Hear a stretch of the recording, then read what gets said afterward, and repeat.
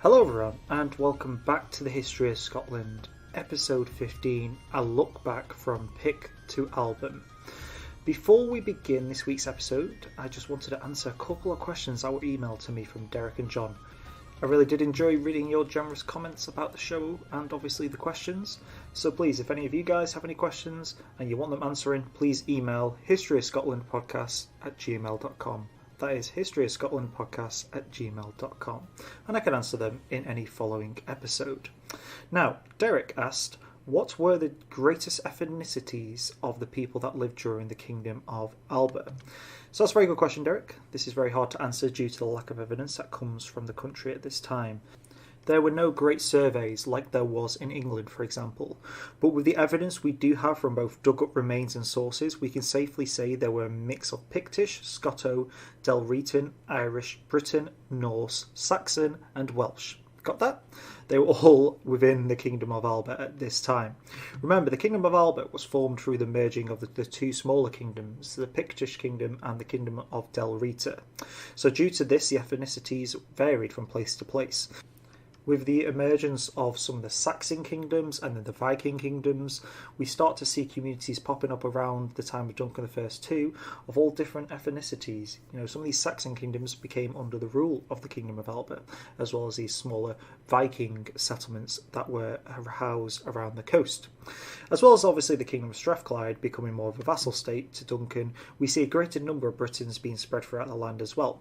In terms of the bigger numbers, I would argue it's probably mainly Pictish and Delretan ethnicities, then probably Scoto to Irish people, then Norse, then Briton, and then finally Saxon and Welsh.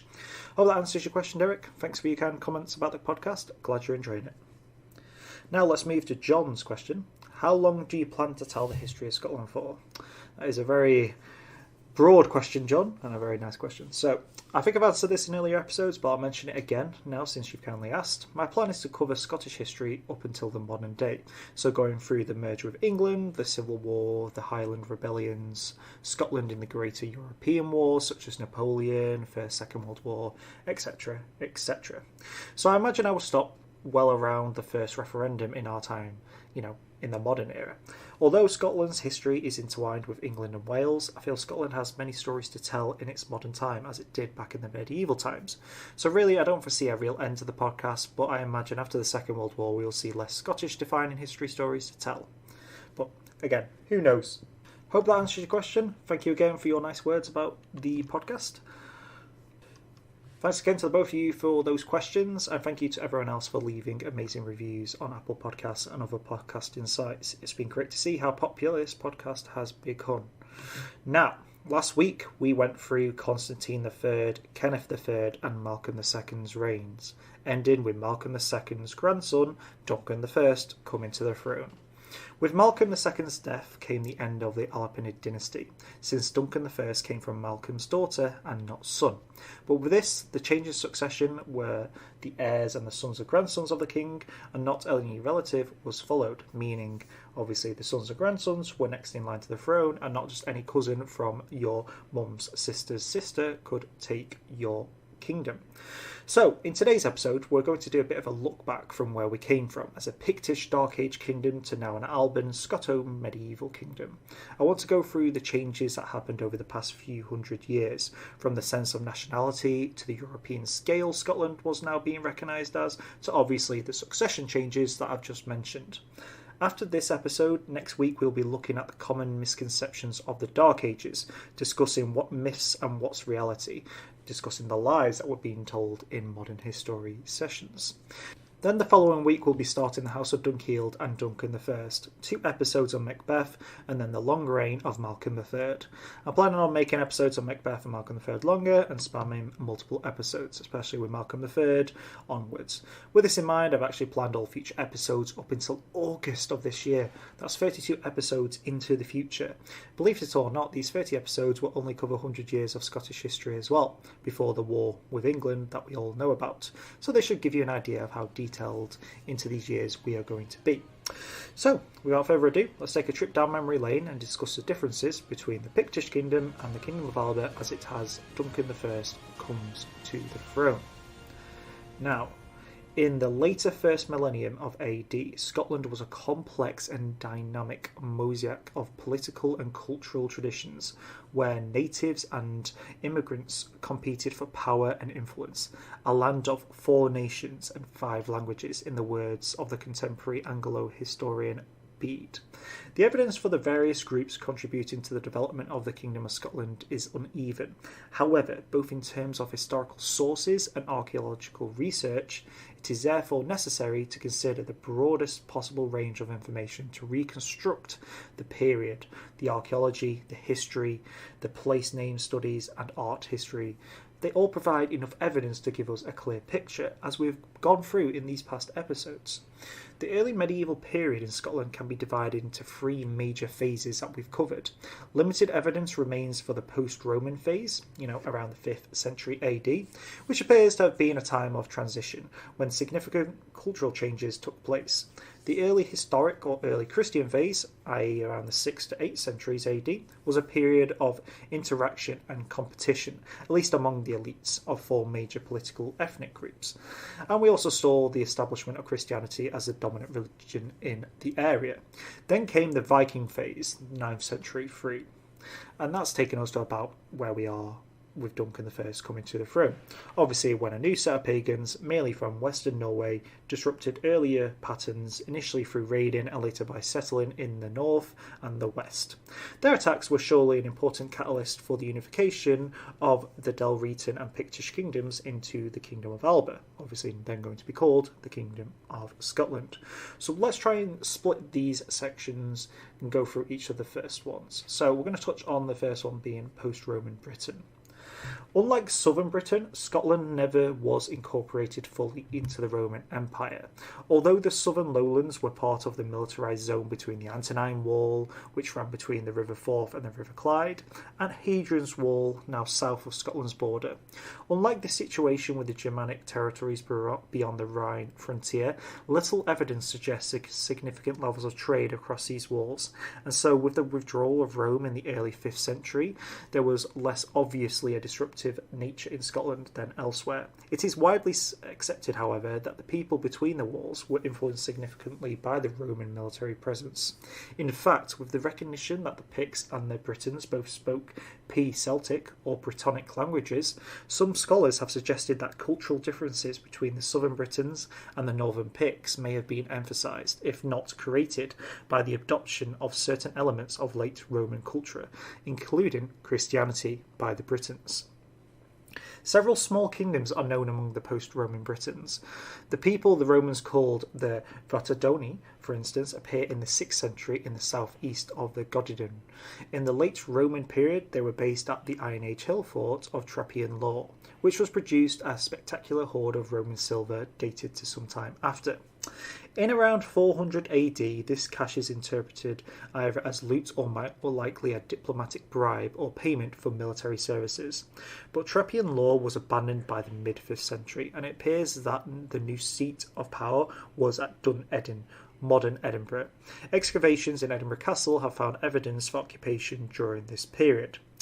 Whitehorn in the south-east was a site of the earliest recorded Christian church in Scotland, the seat of St Ninian, reportedly sent to minister to an already existing Christian community.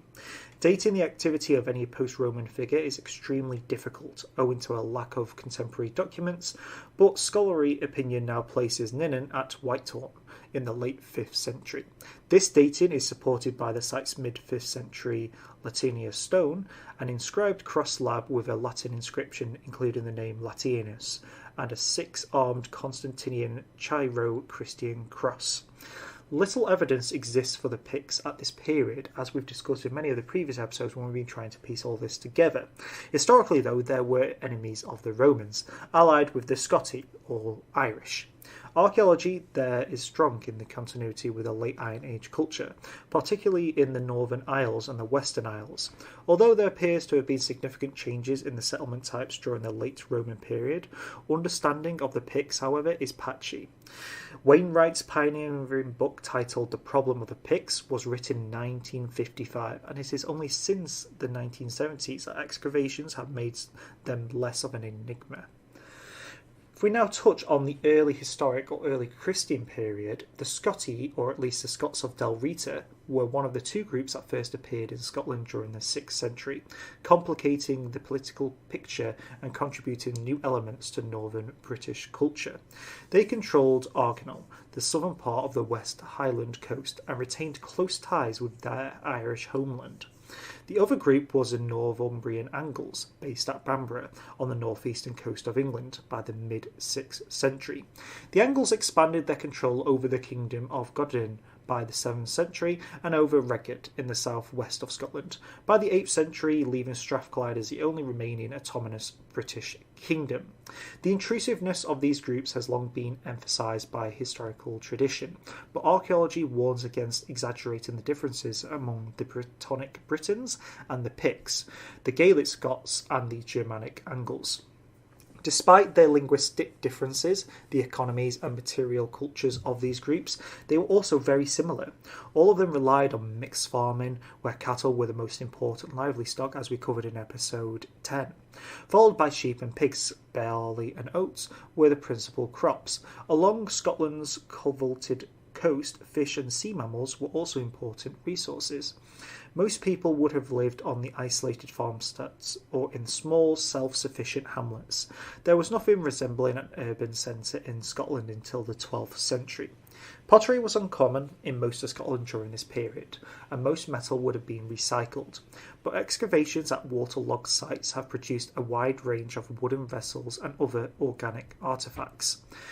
The well-preserved artefacts has left Scottish archaeologists precious little to work with, and the accounts for lack of well-defined chronologically evidence for much of the later prehistory and early medieval period, until the advent of radiocarbon dating in the mid-12th century. The artefacts that are useful for dating, usually because of their wider cultural artefact status, such as the fine metalwork, pottery and sculpture items associated with the elite rather than the ordinary members of society. Much early medieval archaeology has concentrated on high-status sites such as fortified settlements and religious centres, although rescue excavations in advance of development or coastal erosion are providing more evidence for the lower classes of early medieval society. It is important to recognise this bias towards the upper class, not only because it is mirrored in the historical sources written by and for elites, but also because these were precisely the people most likely to be defining their ethnicity in ways of advantageous to their own position in the competition for power. Historical, art historical and archaeological evidence illustrates the ease with which northern British elites mixed and mingled in political marriage alliances and exile as much as on the battlefield, regardless of the linguistic or religious differences. A well-documented example is when the king of the Angles in 592 AD was killed. His sons took refuge in other kingdoms. Oswald went to Del Rita, and Oswo married into an Irish and British royal houses, as well as that of their Northumbrian rival. Another son had reigned as the kingdom of the Picts as well. All three were converted to Christianity while in exile, although it is reported they have reverted to paganism during his brief reign when he returned back to the kingdom of Northumbria. And Oswald imported Columbian Christianity into his kingdom from Iona with the foundation of Lindisfarne. It was within these dynastic cross-cultural contexts that the insular art style developed, and it should serve as a warning against the use of simplistic ethnic labels for things as well as a people during the early medieval period. Where the elites were participating in an increasing shared and international connected culture, there are regional differences in the archaeological record, particularly in the settlements. In the south, among the British and Angles, slightly different forms of rectangular post-in-ground timber halls have been excavated on sites such as Doon Hill in the east and Whitehorn in the west, some defended by palisades. Similar forms appear to have been used by the southern Picts.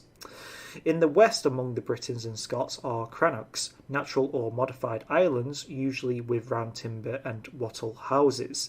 These are considered defended settlements because of their water barrier, and examples such as Loch Gasson were high-status sites.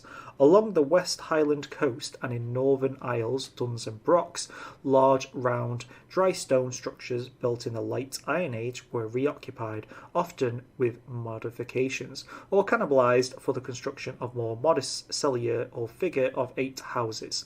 Figure-of-eight houses have been found from Orkney to County of Antrim in Ireland, illustrating the widespread of some elements of material culture.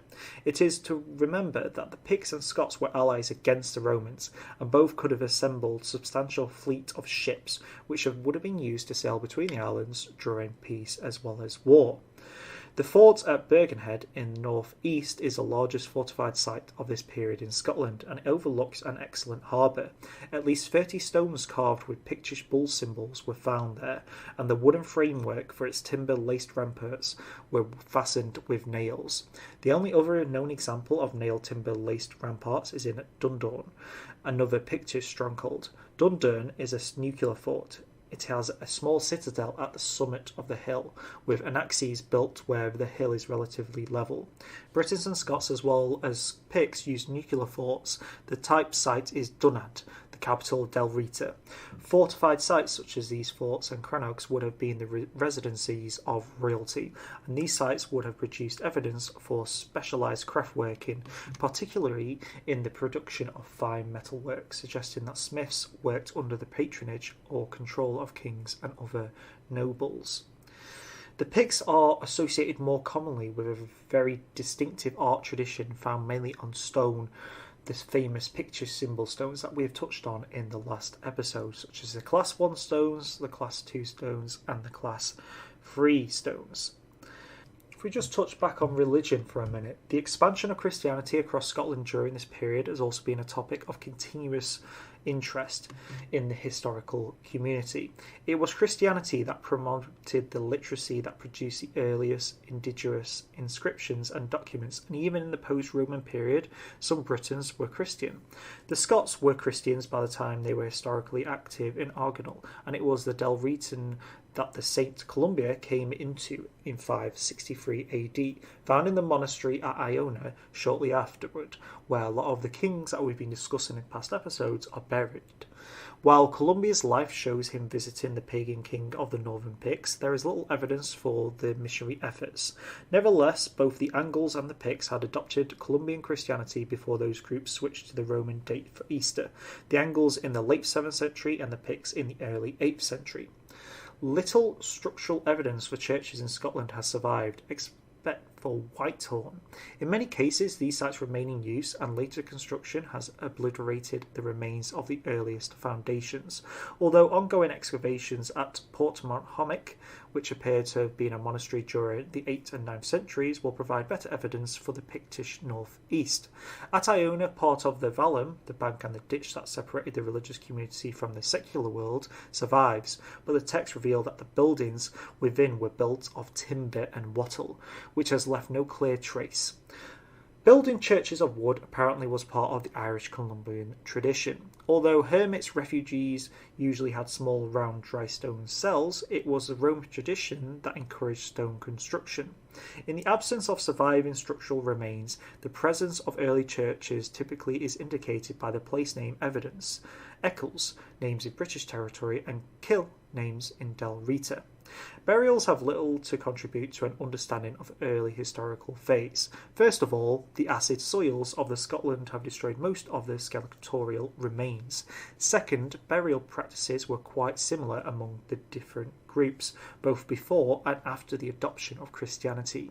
Even in the late Iron Age period, the most usual rite was extended inhumation in either a single grave or a long cyst, where stone slabs from a rough coffin without grave goods.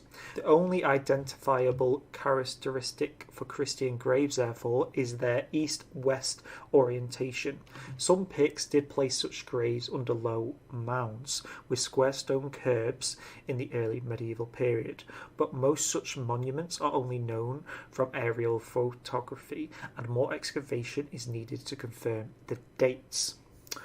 Now, while past historians cast the early medieval period as a time of war between the ethnic groups for control of what would become Scotland, with the Picts and Dalritan Scots as the winners, archaeology has shown that the situation was much more complicated and has highlighted the ways in which the different groups contributed to the processes of forging a common culture.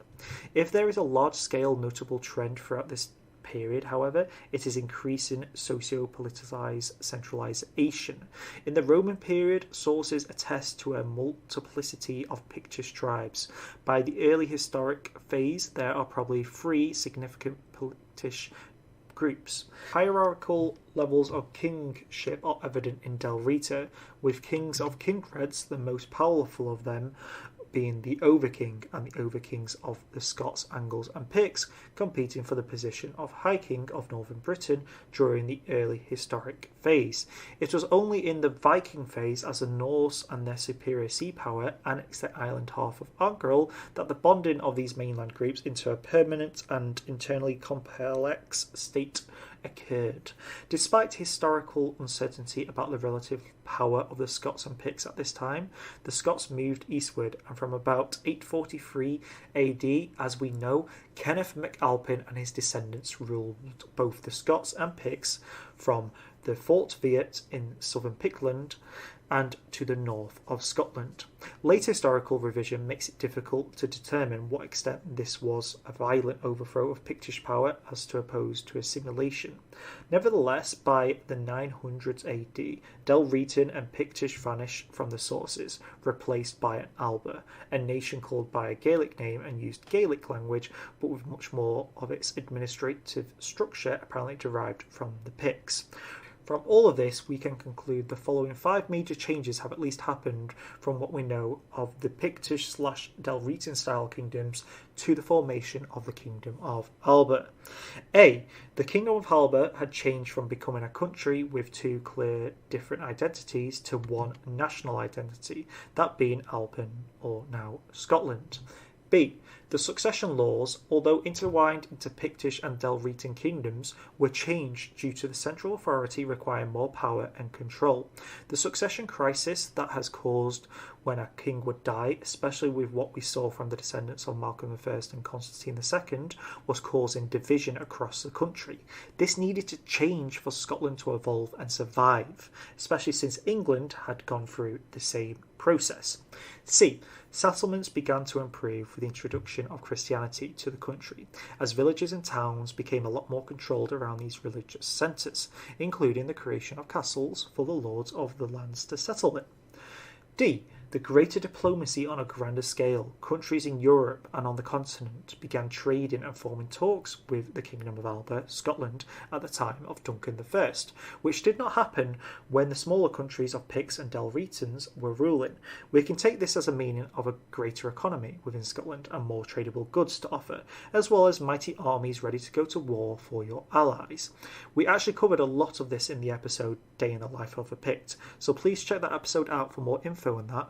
We'll be doing another one of these around the 13th to 14th century to give you an idea of how things have changed since then. The Scotland we know of today was beginning to form as the Kingdom of Strathclyde became a vassal state to the Kingdom of Alba, along with the giant gains in the north. Considering originally both the Kingdom of Picts and Dalrita were mainly in the Midlands to Lowlands of Scotland, this is a great and giant expansion, but this obviously means the Kingdom of Alba has now caught the eye of the Kingdom of England. The lands coveted on the both sides would lead to many wars that would change the futures for both countries going forward throughout history. The size of the Kingdom of Picts and then the Kingdom of Alba when it merged with Dalrita would have been tiny, with little to no control over the country compared to the centralised authority it is now. So, let's finally close the book on the Picts, Dalritans and Alapinid dynasty. We will be touching on the Dark Ages, as I said, in the final episode next week. But the dynasty that has reigned over Scotland for this considerable amount of time, the Albanids, but more importantly, as I said last week, we can now safely say the Dark Ages are coming to an end and the Middle Ages we know of today are beginning to start. The identities of both Pictish and Dalretans will carry on throughout the following years. Heck, Gaelic as a language, well, be ready for more pronunciation on those words, both will be eventually replaced with a new identity, this being the identity of Scotland and the Scots, something we can safely say has survived to the modern day. As I mentioned, next week we'll be looking at the common misconceptions of the Dark Ages, discussing what's myth and what's reality. Then after that, we'll be starting in a new era in Scottish history, with the House of Dunkeld and Duncan I, and obviously Macbeth after that, so stay tuned for a whopper of a tale that has stood the test of time. Again, thank you to Derek and John for asking those questions earlier in the episode, and thank you to everyone for the amazing reviews I have been reading. It's been great to see so much interest in Scottish history, and I hope you're enjoying this journey as much as I am. As always, any corrections or issues with the podcast, please let me know at historyofscotlandpodcast@gmail.com. That is historyofscotlandpodcast@gmail.com. As always, our podcast is available on Apple Podcasts, Spotify, Podbean, Amazon Music, Google Podcasts, and many other great podcasting sites. Please leave any reviews on any of those sites, and I can read your messages in the next episode if you have any questions. Next podcast will be next week as always, probably either before the Saturday or just after, as I have a friend's wedding to attend. But until then, stay safe, have a great week, and I'll catch you all in the next episode. Peace, guys.